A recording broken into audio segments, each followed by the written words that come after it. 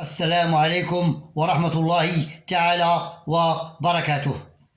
الرياضة فن مع عماد. الله يحفظ لنا ملكنا والله يشافيه والله يعطيه صحته والله يطول لنا في العمر ديالو. الرياضة فن مع عماد. الله يحفظ دولة المغرب كما حفظ الله الذكرى الحكيم. الرياضة فن مع عماد. البطولة الاحترافية في قسمها الثاني، الجولة السابعة، المقابلة لجماعة بين فريق وداد تمارا وفريق المولودية الوجدية. كانت مقابلة جيدة ورائعة بين الفريقين معا، وكانت فيها الروح الرياضية والأخلاق العالية بين الفريقين معا، بين فريق وداد تمارا وفريق المولودية الوجدية. كانت شيقة ورائعة وممتعة هذه المقابلة بين الفريقين معا. النتيجة النهائية لهذه المقابلة: فازت وداد تمارا على فريق المولودية الوجدية بهدفين مقابل هدف واحد. كانت ممتعة رائعة شيقة وممتعة ومجنونة للغاية بين فريق وداد تمارا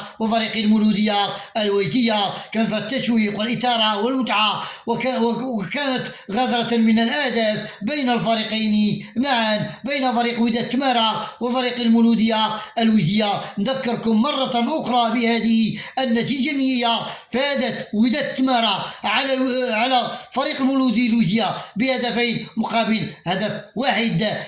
كانت جميلة ورائعة وشيقة بين الفريقين معا، وكانت فيها الروح الرياضية بين فريق وداد تمارا وفريق المولودية الوجدية. الرياضة فن مع عماد. النظافة الله يجزيكم بخير، النظافة الله ينوركم. الرياضة فن مع عماد. أعانكم الله وحفظكم الله ونوركم الله والله يعطيكم صحتكم. الرياضة فن مع عماد. ديما مغرب. السلام عليكم ورحمة الله تعالى وبركاته.